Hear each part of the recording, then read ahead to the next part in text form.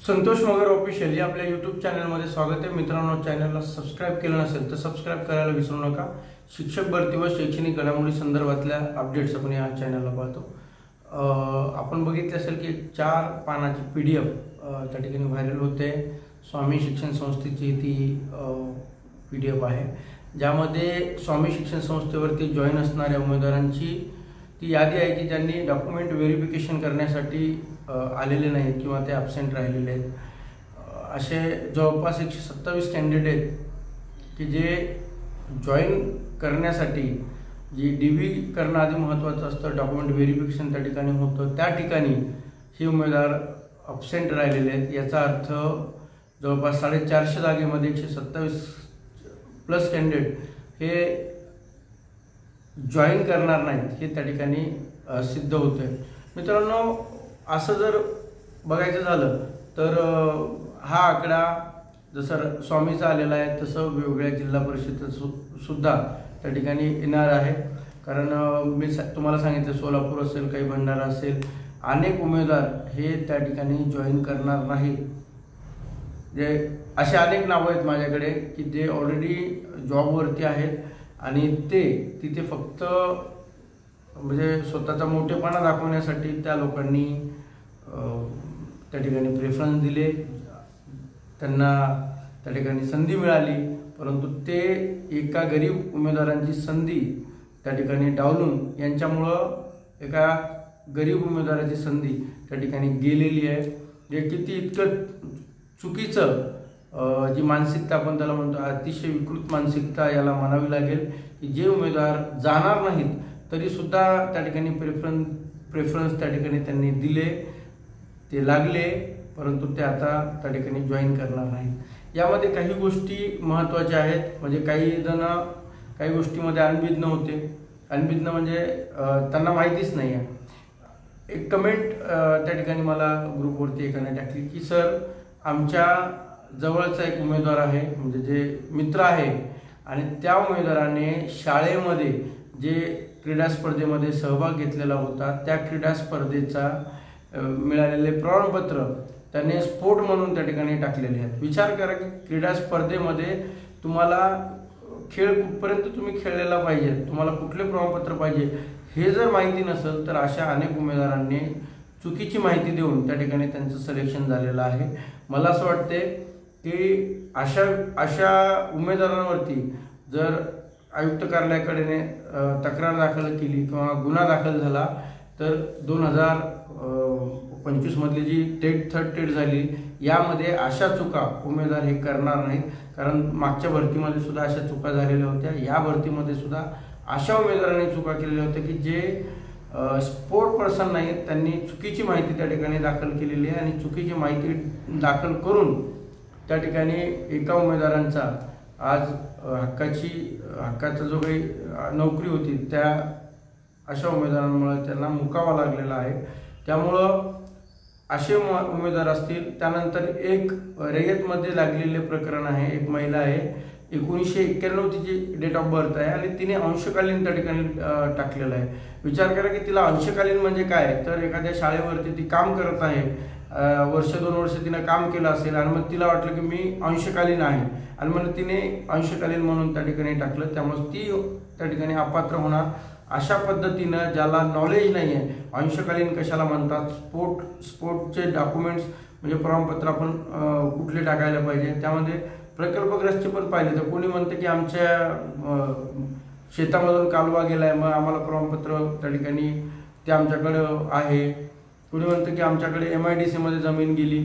त्यामुळं नेमकं प्रकल्पग्रस्त कशाला म्हणतात, समांतर आरक्षणामध्ये अंशकालीन कशाला म्हणतात, स्पोर्ट कशाला म्हणतात, याचा त्यांच्याकडे असणारा अभाव, अज्ञान आणि उगं काहीतरी टाकायचं म्हणून काहींनी त्या ठिकाणी टाकले आणि अशामुळं अनेक उमेदवार हे भरतीपासून वंचित राहिलेले आहेत। मला असं वाटतं की पुढील काळामध्ये शासनाने समांतर आरक्षणमध्ये अंशकालीन कशाला म्हणतात त्याची डेफिनेशन, त्याचे उदाहरण, स्पोर्ट कशाला म्हणतात, स्पोर्टचे उदाहरण की तुमच्याकडे कुठलं प्रमाणपत्र पाहिजे, अशा पद्धतीची एक नियमावली प्रेफरन्स टाकण्याच्या आधी किंवा ज्यावेळेस आपण पोर्टलवरती त्यांना प्रेफरन्स जनरेट होतील किंवा आपल्याला फॉर्म ते त्या ठिकाणी सेल्फ सर्टिफाईड करायचं असेल त्यावेळेस याची नियमावली त्या विद्यार्थ्यांना उमेदवारांना सांगणं गरजेचं आहे। अशामुळे अशा अनेक उमेदवार त्या ठिकाणी जागृत होतील। ही नियमावली शासनाने टाकणं गरजेचं आहे, कारण त्यांनी दिलेल्या नियमावली असतील किंवा सूचना असतील ते सूचना ॲटलिस्ट ते त्यांच्या प्रोफाईलमध्ये गेल्यानंतर ते बघतील तरी, आणि हे जे प्रकार आता घडलेले आहेत ते प्रकार थर्ड स्टेटमध्ये घडणार नाही, कारण अशा अनेक उमेदवार हे भरतीपासून त्या ठिकाणी वंचित राहतात। दुसरं आहे की वेटिंग लिस्ट सुद्धा त्या ठिकाणी महत्त्वाची आहे। मला असं वाटतं की वेटिंग लिस्ट जर लावली तर प्रत्येक भरतीमध्ये अशा पद्धतीने जॉईन न करणाऱ्यांची संख्या ही मोठी आहे। मागच्या वेळेसही तसं झालं, ह्याही वेळेस झालं। मुलाखतला सुद्धा मला असं वाटतं की आणखीन असं होईल। त्यामुळं ज्या जागा येतात त्यापैकी 30% जागा किमान ह्या रिक्त राहत आहे। त्यामुळं वेटिंग लिस्ट जर त्याला असली तर काय होईल की जे उमेदवार जॉईन करणार नाही आणि जे उमेदवार वेटिंगचे असतील ते किमान त्या ठिकाणी जॉईन तरी करतील। त्यामुळं आता हा आकडा जे विनामुलाखतचा आकडा आता जी यादी लागली त्यामध्ये जॉईन न करणाऱ्यांची संख्या ही निश्चितपणे मोठी असणार आहे, आणि याचा फटका अनेक गुणवत्ताधारक ज्यांचा एक मार्कामुळं जे घरी राहिलेत अशा उमेदवारांना त्या ठिकाणी बसणार आहे। त्यामुळं मी जे तुम्हाला आत्ता सांगितलं आहे की 2 गोष्टी महत्त्वाच्या आहेत। एक म्हणजे शासनाकडनं जी नियमावली असेल की नेमकं डेफिनेशन काय आहे या आरक्षणाच्या संदर्भातली ती व्यवस्थित माहिती देणं, त्यानंतर जे उमेदवारांनी चुकीची माहिती दिलेली आहे त्या उमेदवारांवरती जर काय अशा पद्धतीची कारवाई झाली तर ती पूर्ण महाराष्ट्रभर त्या ठिकाणी होईल, आणि त्यामध्ये अपंग सुद्धा बरेच जण आहेत की ते चुकीची माहिती देऊन त्या ठिकाणी लागलेले आहेत।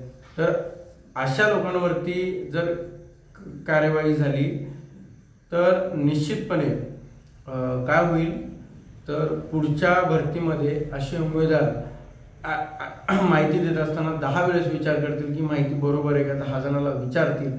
त्यामुळं प्रशासनानं या गोष्टी खरंच करणं गरजेचं आहे, कारण त्यामुळं एखाद्या गुणवत्ताधारकांचं नुकसान होणार नाही, हे सर्वात अधिक महत्त्वाचं आहे।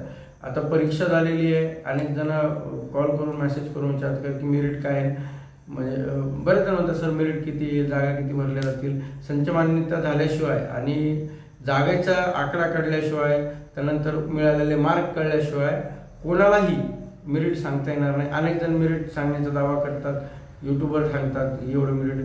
अजिबात कोणावर विश्वास ठेवू नका। मेरिटची माहिती ही आता कोणालाही देऊ शकत नाही, म्हणजे ब्रह्मदेव सुद्धा माहिती देऊ शकणार नाही, इव्हन एवढं सांगतो। त्यामुळं मेरिट वगैरे कोणी सांगत असेल तर अतिशय चुकीचं आहे। मेरिट सध्या काही सांगता येणार नाही। ज्यावेळेस जागा कळतील त्यावेळेस हे कळतील कुठले किती मार्कामध्ये किती उमेदवार आहेत, त्यानंतर हे मेरिट त्या ठिकाणी सांगता येईल।